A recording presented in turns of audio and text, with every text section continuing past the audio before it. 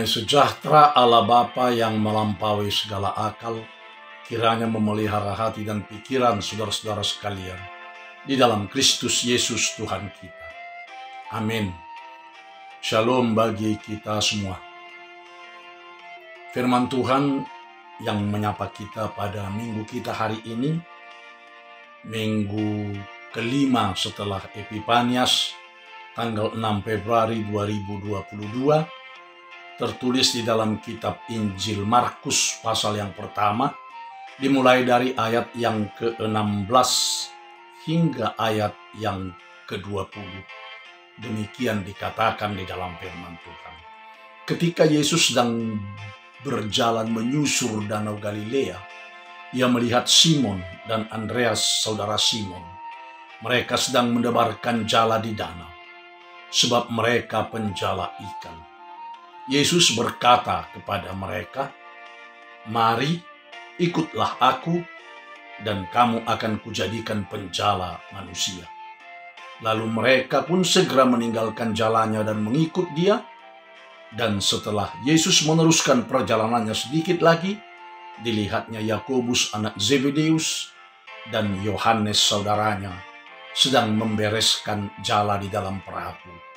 Yesus segera memanggil mereka dan mereka meninggalkan ayahnya Zebedeus di dalam perahu bersama orang-orang upahannya, lalu mengikuti dia. Hingga di sini pembacaan kita akan firman Tuhan. Saudaraku seiman di dalam Kristus Yesus, Tuhan dan Juru Selamat kita yang hidup, mari ikutlah aku. Kalimat itulah yang diucapkan Yesus kepada setiap orang yang akan menjadi pengikut dan murid-muridnya. Dan kalimat singkat ajakan Yesus ini jugalah yang telah mengubah hidup 12 orang Galilea yang telah menjadi pengikut Yesus dan menjadi murid Yesus. Lalu kemudian hari ratusan juta orang lainnya di segala benua mengikut Yesus. Apakah maksud dari kalimat ajakan Yesus ini? Dalam khotbah kita minggu ini ada dikatakan di dalam ayat 17 dan ayat 18 demikian. Yesus berkata kepada mereka, "Mari, ikutlah aku, dan kamu akan kujadikan penjala manusia." Lalu mereka pun segera meninggalkan jalannya dan mengikuti dia. Saudaraku yang terkasih, jika topik minggu kita hari ini mengatakan menjadi pengikut Yesus, dalam kata mengikut Yesus ini ada mengandung dua makna. Yang pertama, berjalan di belakang Yesus. Jika kita menjadi pengikut Yesus Kristus, maka kita harus dan tetap berjalan di belakang Yesus. Sebab kalimat yang diucapkan Yesus dalam ayat 17, "Mari, ikutlah aku," diartikan juga dengan kata "mari, berjalanlah di belakangku." Jadi Tuhan Yesus memanggil murid-muridnya untuk berjalan di belakang Yesus. Untuk berjalan di belakangnya, bukan di sampingnya, apalagi di depan Yesus. Sebab seorang murid seharusnya lah berjalan di belakang gurunya. Tidaklah pantas dan tidaklah sopan seorang murid berjalan di samping, terlebih di depan gurunya. Jika kita memang benar-benar menjadi pengikut Yesus, maka kita harus tetap setia berjalan di belakang Yesus.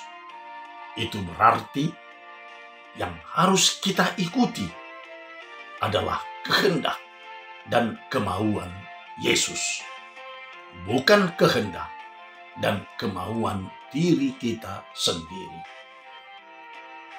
Betapa seringnya kita menyebut diri kita sebagai pengikut Yesus atau pengikut Kristen, sebagai orang Kristen atau pengikut Kristus.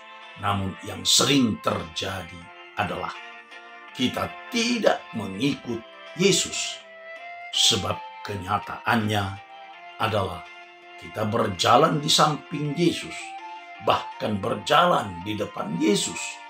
Yang terjadi adalah Yesus yang berjalan di belakang kita. Sebab Yesuslah yang sering kita paksa untuk mengikuti keinginan dan kehendak kita. Bukan kita yang mengikuti keinginan dan kehendak Tuhan Yesus Kristus.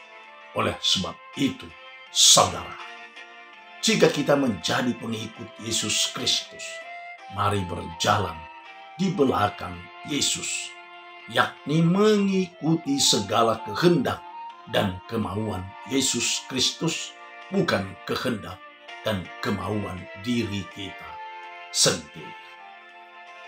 Yang kedua, saudaraku, mengikuti gaya hidup Kristus.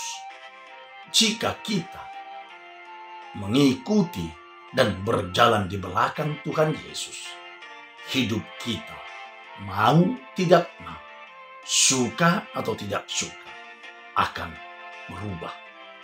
Karena Tuhan Yesus mempunyai gaya hidup yang sungguh-sungguh unik. Memang berjalan di belakang Yesus akan menjadikan kita terkesima. Prioritas hidupnya unik, keprihatinan hidupnya unik, dan orientasi hidupnya pun unik. Oleh sebab itu, ketika kita mengikut Yesus, mau atau tidak mau, kita pun belajar mengubah apa yang perlu kita utamakan dalam hidup kita, lalu belajar memahami apa yang diutamakan Tuhan Yesus. Mengubah apa yang perlu kita prihatinkan dalam hidup kita, lalu belajar merasakan apa yang diprihatinkan oleh Tuhan Yesus. Mengubah arah hidup kita, lalu belajar memegang arah hidup Tuhan Yesus. Dengan mengikuti Tuhan Yesus, mau atau tidak mau, kita akan berubah. Sungguh janggal jika kita berjalan mengikut Yesus, berjalan di belakang Yesus, namun gaya hidup kita sama saja seperti semula. Saudaraku yang terkasih, jika kita menjadi pengikut Yesus Kristus, mau tidak mau hidup kita harus berubah. Sebab sebagai pengikut Kristus, sudah seharusnya kita mengikuti seluruh gerak dan gaya hidup Yesus Kristus. Sambil berjalan mengikut Yesus, sambil berjalan di belakang Yesus, kita akan terus mendengar dan melihat kepadanya. Dalam mengikut Yesus, mungkin perjalanan yang kita tempuh bersama Yesus akan susah dan berat. Mungkin perjalanan itu banyak rintangan dan penderitaannya. Tetapi yakinlah saudara, kita tidak akan pernah ditinggalkan, sehingga kita tidak akan berjalan seorang diri. Kita diajak berjalan terus mengikut Dia, berjalan di belakang Yesus. Selamat berjalan di belakang Yesus dan selamat menjadi pengikut Tuhan Yesus Kristus. Tuhan Yesus Kristus memberkati. Amin. Shalom.